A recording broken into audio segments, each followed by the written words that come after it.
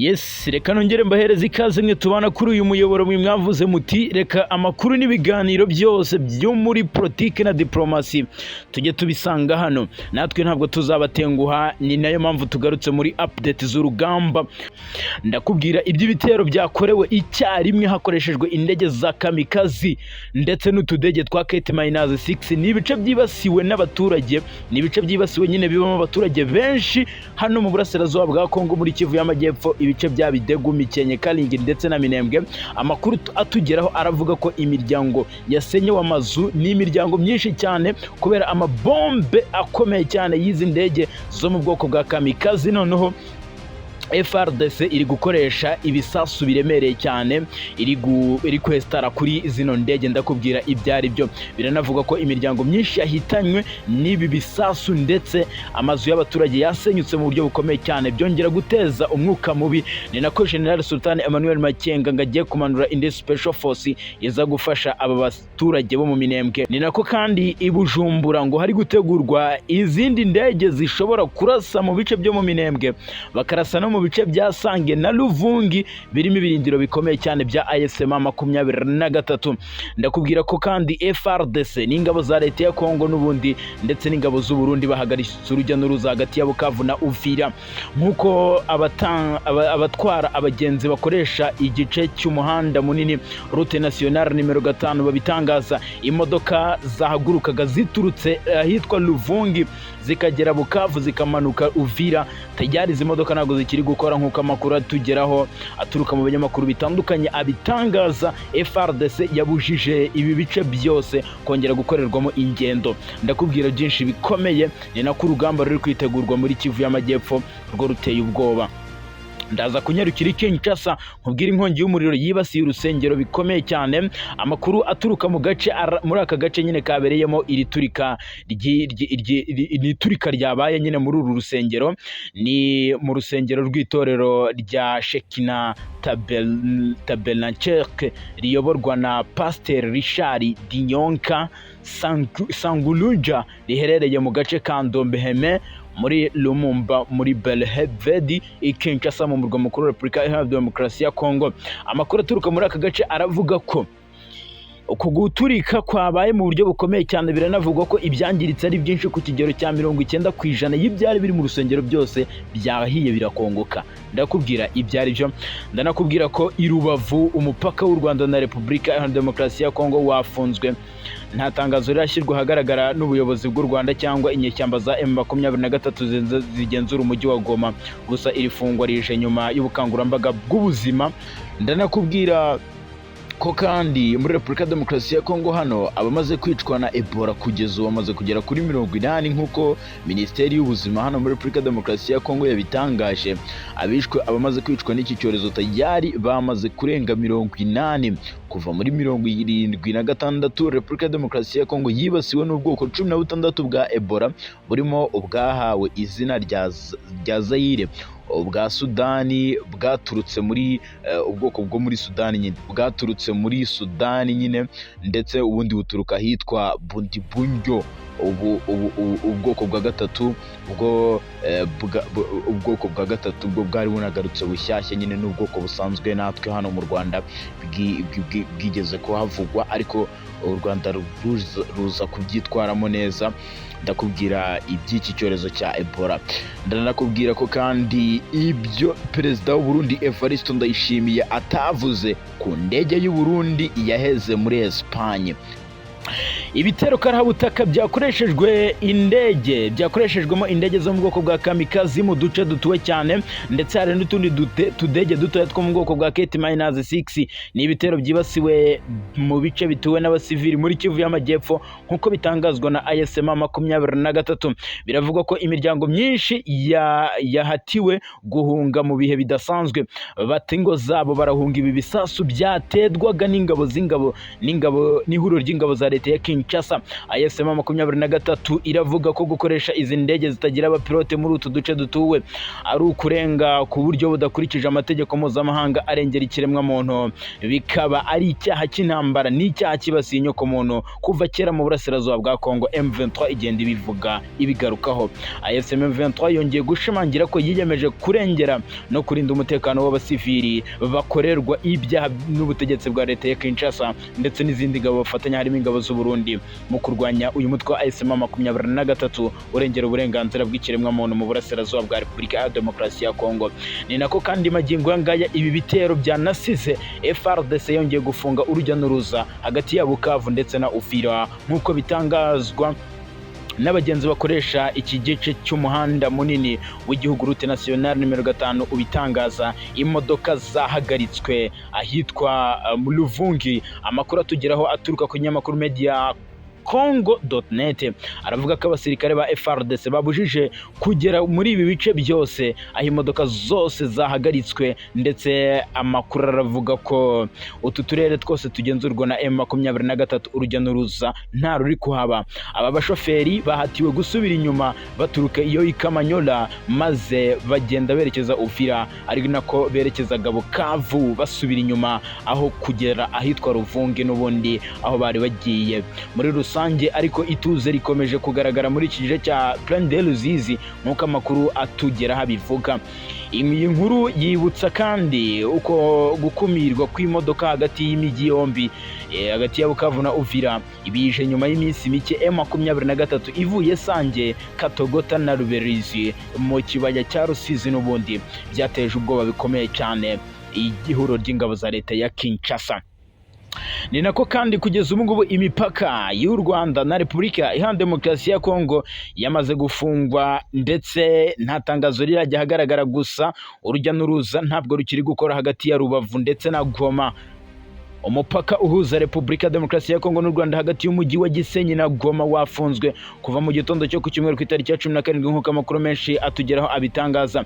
Nta katangazo cyangwa imvugo irashyirwa hagaragara n'ubuyobozi bw'u Rwanda cyangwa inyeshyamba za M23 ziri kugenzura umujyi wa Goma, gusa iri fungwa ry'umujyi wa Goma rije nyuma y'ubukangurambaga bw'ubuzima bwakurikiye icyemezo cy'ishami ry'umuryango w'abibumbye ryita ku buzima riherutse kwemeza icyemezo cya Ebola muri Repubulika ya Demokarasi ya Kongo na Uganda.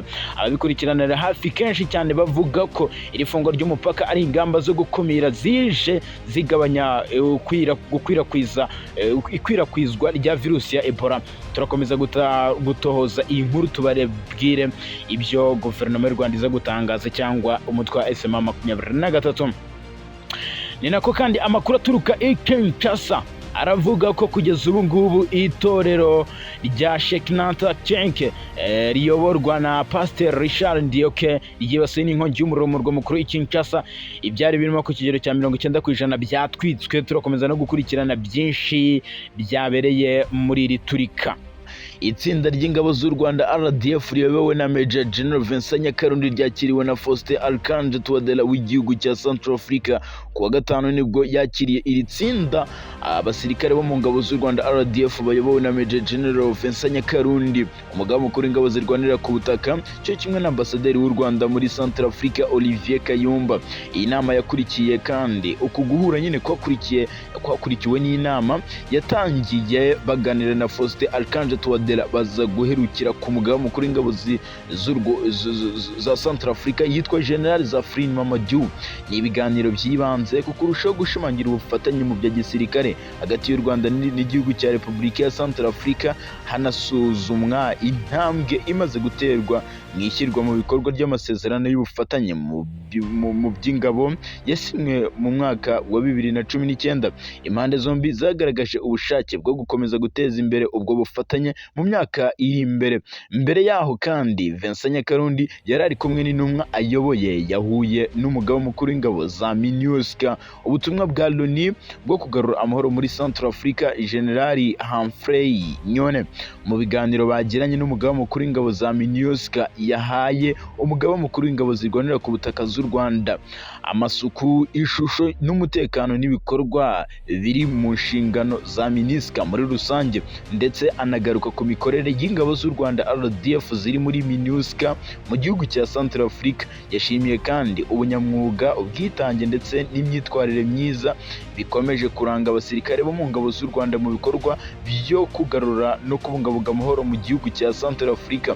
Ni mu gihe kandi mbere yo ku itariki ya 11 Gicurasi igera byo yari yabanje gusura abasirikare b'u Rwanda bari muri ubu butumwa. Uyu nyine umuyobozi wa MINUSCA mbere yuko nyine ahura na Major General Vincent Nyakarundi aganira n'abasirikare bari kugarura amahoro muri Centrafrique. MINUSCA by'umwihariko batayo ya mbere yitwa Rwabat Titi -1 Nyakarundi wari mu ruzinduko rw'iminsi 3 yabagejejeho ubutumwa bose nyine abo muri Centrafrique n'abo muri MINUSCA bubashimira bwaturutse ku buyobozi bukuru bw'ingabo z'u Rwanda RDF. Anashimangira ubuhamya ndetse anavuga ko igihugu cya Centrafrique n'u Rwanda bagiranye ibihe byiza mu myaka ishize ndetse ko byanakomeza kwiyongera. Imyitwarire myiza, ubwitange buragaragaza ko bishoboka ko igihugu cya Centrafrique gishobora gukomeza kubana neza n'igihugu cy'u Rwanda mu gihe cya vuba aha. Reka munyemerere kandi ifungura indi page nkubwire ko Kabuga Felicien yapfuye ku isabukuru yitabwa muri yombi rye. Umunyarwanda Kabuga Felicien wari warakatiwe kugira uruhare muri jenoside yakorewe abatutsi mu 1994 yapfuye ku wa gatandatu ku itariki ya 16 Gicurasi 2026 aguye irahi mu Buholandi nyuma y'imyaka 6 yuzuye neza atawe muri yombi. Inkuru y'urupfu rwa Kabuga Felicien wari umaze igihe afungiwe muri iki gihugu yemejwe n'urwego mpuzamahanga rwashyizweho gukora imirimo y'insigarira y'inkiko mpanabyaha. Perezida w'urwego nyine yitwa Graciela Gatti Santana yatangaje ko hakorwa iperereza kugira ngo bamenyekane amakuru y'ukuri ku cyateye urupfu rwa Kabuga Felicien, anashyiraho umucamanza witwa Alphonse Allier kugira ngo abiyobore. Kabuga Felicien yapfuye nyuma y'igihe kinini ubuzima bwe bwarazahaye, aho abamwunganiraga mu mategeko n'abaganga bagiye bagaragaza ko afite ikibazo gikomeye cyo guta ubwenge ndetse n'izabukuru zituma adabasha gukurikiranwa mu buryo bwuzuye. Kabuga Felicien yatawe muri yombi ku itariki ya 16 Gicurasi 2020 ubwo yafatirwaga iya Antilles-Saint-Seine hafi y'umujyi wa Paris mu Bufaransa. Nyuma y'imyaka 25 isaga ashakishwa n'ubutabera mpuzamahanga, yaje koherezwa irahi mu Buholandi kugira ngo aburanishwe n'urwego mpuzamahanga rwasigariyeho inkiko mpanabyaha.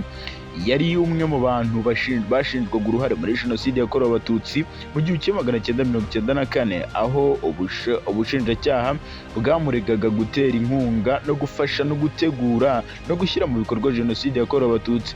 Mu byo yashinjwaga harimo no kuba yarateye inkunga radiyo na televiziyo yitwa Libre des Mille Collines cyangwa RTRM, radiyo yakoreshejwe mu gukwirakwiza urwango no gushishikariza abantu kwica abatutsi. Kabuga Felicien kandi yanashinjwaga kugira uruhare mu gutumiza no gukwirakwiza imihoro n'izindi ntwaro zakoreshejwe mu bwicanyi bwahitanye abatutsi barenga miliyoni 100 muri jenoside mu minsi 100, abatutsi barenga miliyoni mu minsi 100 muri jenoside yakorewe abatutsi. Ubushinjacyaha bwavugaga ko yakoranye bya hafi n'abandi bayobozi bakomeye muri leta yakoze jenoside ndetse n'imitwe y'interahamwe mu gutera inkunga ibikorwa byo kwica no gutegura ubwicanyi mu gihugu hose. nubwo urubanza rwe rwatangiye muri 2020 rwaje guhagarikwa nyuma y'aho abaganga bigenga bagaragaje ko ubuzima bwe bwo mu mutwe butamwemerera gukomeza kuburana. Mu myaka yari imaze ashakishwa, Kabuga Felicien yari yarashyiriweho ibihembo n'inzego mpuzamahanga kugira ngo afatwe, ndetse afatwa nk'umwe mu bakekwagaho jenoside yakorewe abatutsi bari bamaze igihe kinini bihishe bahigishwa uruhindu. Reka munyemerere nerekeze i Buruseli mu Bubiligi mbabwire iby'imyigaragambyo yabereye imbere neza y'ingoro cyangwa y'inzu iberamo imbere y'ingoro y'inteko nshingamategeko y'ubumwe bw'Uburayi. Abanyekongo biganjemo abanyamulenge batuye mu mahanga bakoreye imyigaragambyo yabereye i Buruseli mu Bubiligi, ndetse bayitangiriye imbere y'ibiro by'umwami. Ibikorwa byose by'imyigaragambyo byasorejwe imbere y'inteko nshingamategeko y'ubumwe bw'Uburayi. Mu bitabiriye iyi myigaragambyo harimo na perezida wa diaspora ba Repubulika ya Demokarasi ya Kongo yitwa Paulien,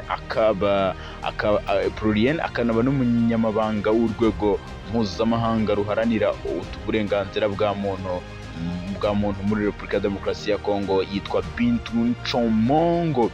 Mu kiganiro yahaye ikinyamakuru kimwe dukesha inkuru, yavuze ko imyigaragambyo y'iyi ngiyi ngo ari iyo kwamagana ibyo bise guceceka no kutagira igikorwa nyine igikorwa ku mutekano no kubura ubutabazi kubiri kubera mu burasirazuba bwa Repubulika ya Demokarasi ya Kongo. Yavuze ko guhitamo gukorera imyigaragambyo i Buruseli bifite igisobanuro gikomeye kuko hari icyicaro gikuru cy'inzego z'ubumwe bw'Uburayi, ibiro bihagarariye umuryango w'abibumbye mu Burayi, ndetse n'icyicaro gikuru cya OTAN, byose niho biherereye. Nyuma rero y'imyigaragambyo habayeho ibiganiro n'abanyamakuru ndetse n'inama yaje gukurikiraho hagati aho ngaho.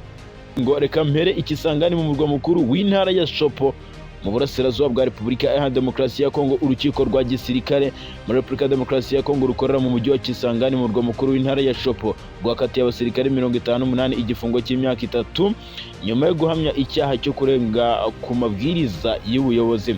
Abasirikare 84 nibo bivugwa ko tayari bamaze gukatirwa, ariko ku munsi w'ejo hakatiwe 58. Ibi byabereye muri centre ya Pinga muri teritwari ya Walikale ho muri Kivu y'Amajyaruguru. Abasirikare bari gushinjwa kanga guhangana n'abarwanyi ba M23.